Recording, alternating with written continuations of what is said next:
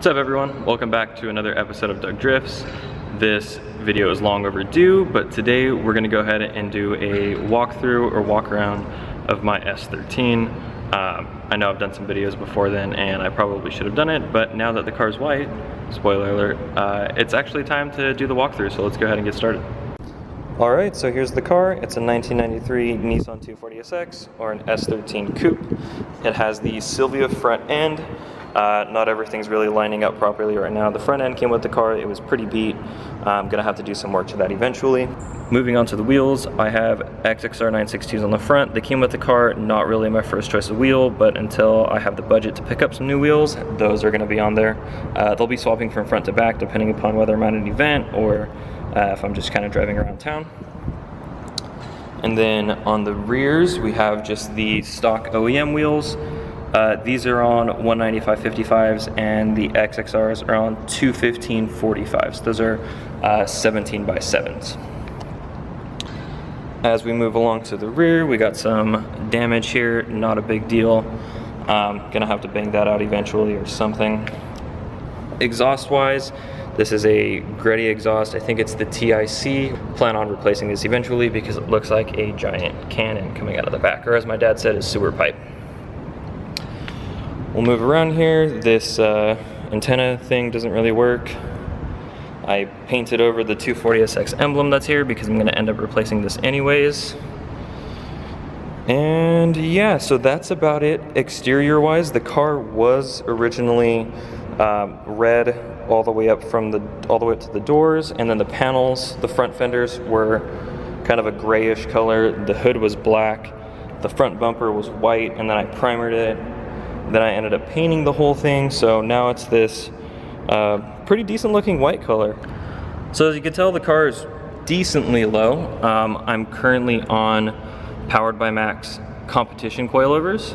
The coilovers are really nice. It rides a little stiff, but it's super smooth while drifting. And you can actually get a lot lower than this. I actually have this raised because of my exhaust, which we'll go ahead and take a look at here. So there's the exhaust. You can see that it's really, really low. Another reason why I need to get this exhaust replaced. But yeah, so I could actually go a lot lower with these coilovers, but I'm not going to now because I have these smaller, the smaller tires on the rear. So under the hood, we have the usual KA24DE, the dual overhead cam. As you can see, this is the original color of the car before I painted it. The engine runs pretty strong. Well, the previous owner said that it had about 130,000 miles on it. Not too sure if that's true because he said it was rebuilt, but he didn't have any paperwork. When I test drove it, it was pretty strong, so picked it up anyways. Drift events, the thing pulls. It performs quite well, so I'm pretty happy with it. So here we have the adjustable camber plates for the PoweredbyMax competition coilovers. Really nice, really easy to be able to adjust camber. Camber up front is just about, I believe, 1 degree, about 1.1 degrees up front negative. And then on the rear, with the PoweredbyMax coilovers, I'm tapped out as positive as it will go, and I'm at like -3 degrees. So I have a super beat Corbeau racing bucket seat. I took the pad out because with the pad in, it was just way too tall. Not really in the best of shape, but it keeps me in place while I'm drifting. So let's go ahead and take a seat. Oh. Here we are. So we have this kind of gold flaked steering wheel. No idea what brand it is. Probably, you know, could be an eBay steering wheel. Not too sure. Has this Hello Kitty horn button that's here. And the reason why this is taped off is because this actually keeps falling out whenever I'm driving, so I went ahead and just taped it. Here's the instrument cluster. Everything looks decent here. Of course, we have the traditional cracked dash. Pretty cracked. It came with a dash cover, but I personally didn't like the dash cover, so I'm just rocking the cracks here. This is the PoweredbyMax grip shifter. It's a 2-piece shifter. There's like a metal piece that goes in the inside of it, and then there's the grip that goes around it. Really nice, really smooth, pretty much the perfect height for what I wanted. Before on this car, there was a kind of bigger blue dildo shift knob. Wasn't too much of a fan of it. It was just way too tall, way too clunky.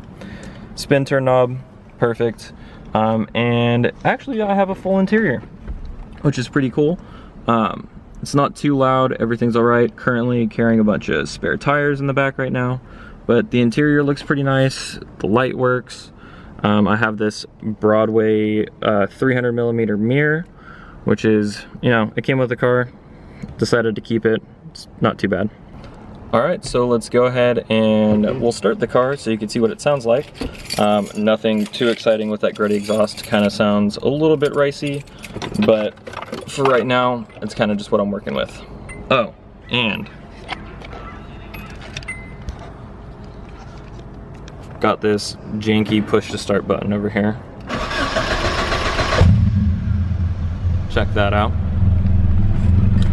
So we'll move on over here.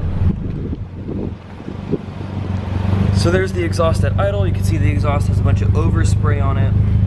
I didn't really care too much for it, so we just decided to do it. But we'll go ahead and give it a quick rev.